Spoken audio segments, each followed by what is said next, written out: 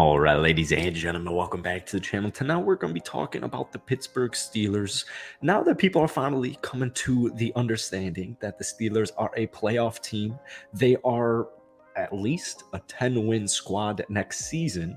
A lot of things come down to the development of Kenny Pickett, what Matt Canada and this offense is going to look like. Can that offensive line, the revamped offensive line, hold up?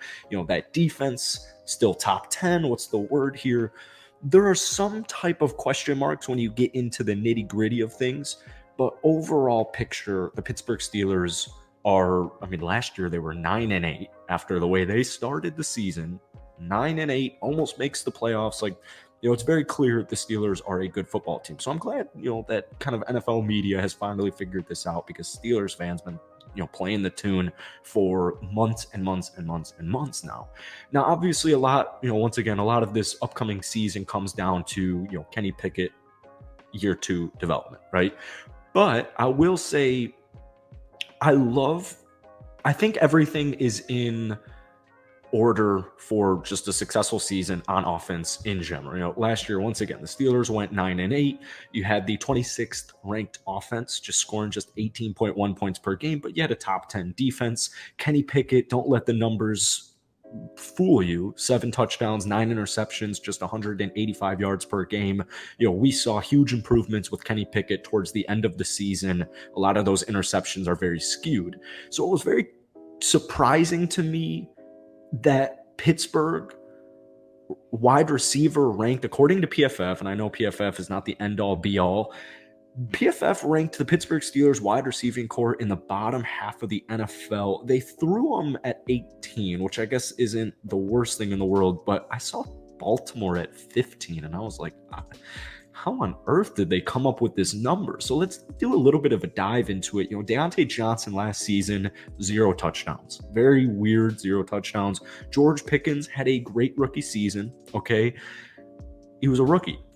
So I get it, take it with a grain of salt. However, most rookies don't end up with over 800 receiving yards in their rookie season, along with over 15 yards per reception, all right? Pat Freiermuth, one of the more underrated tight ends in the entire National Football League. Obviously, they traded away Chase Claypool, but you brought in Allen Robinson for wide receiver 3. You have Calvin Austin there. I would imagine, kind of like your big NFL, corporation isn't going to be pinpointing Calvin Austin III as like a huge threat to put you into like 17 or 16. We'll talk about Calvin towards the end of the video, but it's just really surprising to me. Don't forget about Darnell Washington. It's just surprising that they finished 18th in the PFF grade. But once again, it's PFF. Who really cares? Steelers quarterback Kenny Pickett and wide receiver Allen Robinson will be spending the downtime before camp in the same state of New Jersey. They plan to get together for some extra work. Guys, I'm anticipating a phenomenal season for Allen Robinson. If he is healthy, Allen Robinson probably has a resurgence type of season. With Allen Robinson, it literally just comes down to health. It's all it comes down to. If Allen Robinson is your wide receiver 3, your offense receiving core looks phenomenal. And Deontay Johnson, although he didn't have 1,000 yards receiving last season, we know Deontay Johnson is a very talented football player, right? George Pickens, although, once again, he's a rookie. He's not completely rounded. There's still going to be some hiccups. There's still going to be some weaknesses. That's why you continue to add to your bag in the offseason. But George Pickens had a phenomenal rookie season, all right? So Allen Robinson joins that core. And it's cool to see the chemistry building up with Kenny Pickett and Allen Robinson. You can tell Allen wants to succeed, and you can tell he's putting in the extra effort so that this offense, that the fit of him into this offense is as seamless and as perfect as possible, right?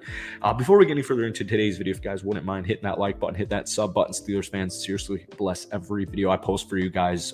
It does so much. I appreciate you guys so much. We're trying to hit 35,000 subscribers, which sounds so crazy to say out loud, by training camp, which is like about a month away. So I appreciate you guys. More importantly, I want to hear from you down below, but let's get back to it.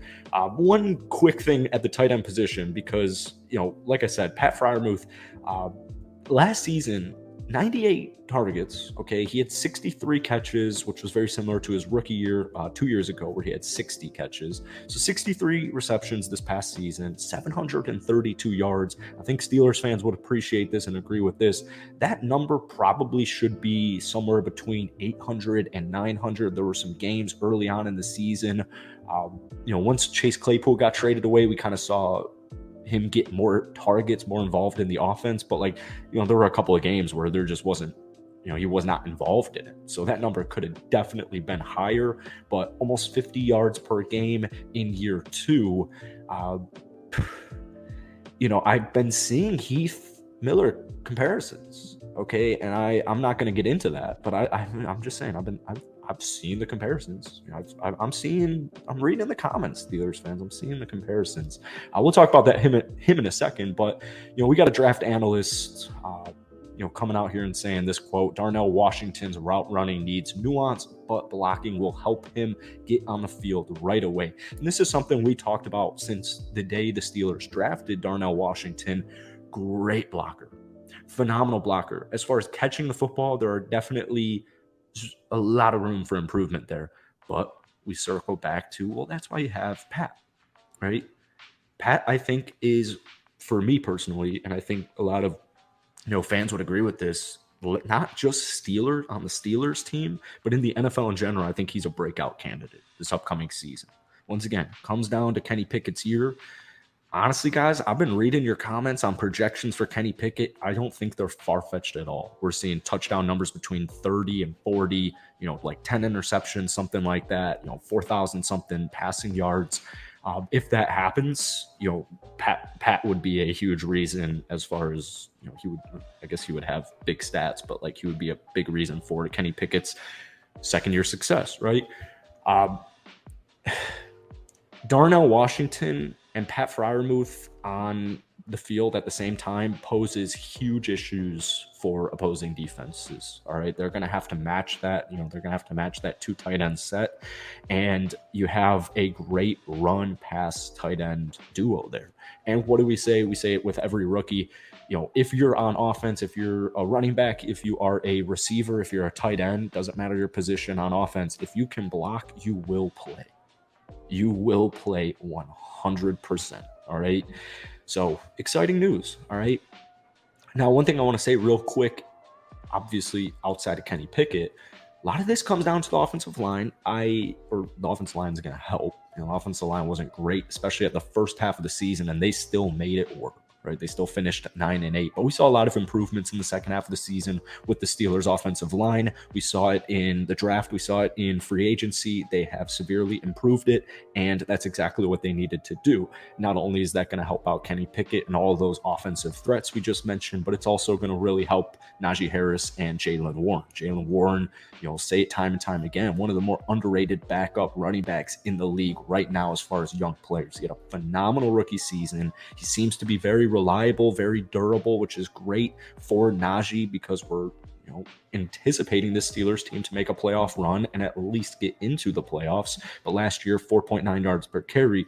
But Najee Harris specifically, the stats last year were not beautiful. He played every game, which is awesome. 272 attempts. All right, that's about 16 per game.